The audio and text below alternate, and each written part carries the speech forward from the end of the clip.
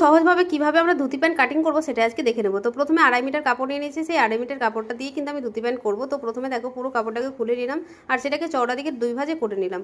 এবার তোমার যে হিপের মাপটা আছে সেটাকে তোমরাও ওখানে সাথে 2 ইঞ্চি প্লাস আগে করে নেবে, তারপরে ওটাকে 2 ভাগ করে নেবে।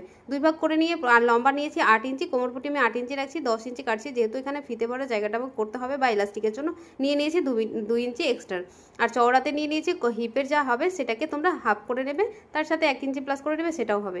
এবার এটাকে কাট করে নিতে হবে। তারপরে কাটিং করার পরে পুরো যে কাপড়টা আছে সেটাকে আগে এভাবে ভাঁজ করে নিতে হবে, প্রথমে লম্বালম্বি।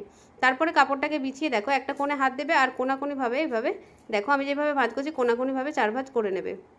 তারপরে আমরা এখান থেকে আসনের মাপ নিয়ে নেব। 3টে কোণ পেয়ে গেছি, দেখতে পাচ্ছ, এই একটা কোণ, এটা একটা কোণ আর ওই সাইডে একটা কোণ। তো আমার দিকে যেই কোণটা আছে সেই কোণের কিন্তু আমরা দেখো এক সাইডে নামাবো মোহরি আর এক সাইডে নামাবো আমাদের আসন। তো এখানে আসনের মাপ নেবো আমি 8 ইঞ্চি। প্রথমে আগে লম্বার মাপ নেওয়ার আগে মোহরির মাপটা নিয়ে নিতে হবে, হাফ মোহরি যা হবে হাফ করে নেবে, তারপর থেকে কিন্তু আমরা এখানে লম্বার মাপটা নেব। অবশ্যই লম্বা থেকে আগে প্রথমে কোমরপট্টির 8 ইঞ্চি মাইনাস করে দিতে হবে, আর মাইনাস করার পরে পুরো লম্বাটা নিয়ে নিতে হবে।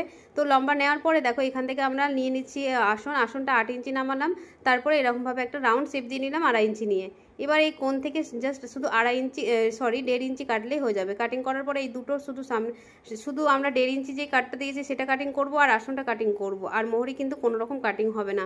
এই কাটিং করে নিলেই কিন্তু আমাদের সুন্দর একটা ধুতি প্যান্ট হয়ে যাবে। দেখতে পাচ্ছ আমাদের কাটিং হয়ে গেল। আর তোমরা যদি এটা সেলাই দেখতে চাও অবশ্যই কমেন্টে জানাবে। তো দেখো আমার কিন্তু কমপ্লিট হয়ে গেছে, আর এটার সাথে কেমন লাগছে অবশ্যই জানাবে। সুন্দর একটা টপ পরেছি, এটা কিন্তু বাটারফ্লাই একটা টপ, অনেক আগেকার একটা টপ বানিয়েছিলাম। তো কেমন লাগছে অবশ্যই কমেন্টে জানাবে, আর যদি ভালো লাগে তো প্লিজ চ্যানেলটাকে সাবস্ক্রাইব করে পাশে থেকো, আর আমাকে পরে কেমন লাগছে সেটাও কিন্তু জানাবে। তো চলো আজকের মতন টাটা বন্ধুরা, দেখা হচ্ছে আবারও নতুন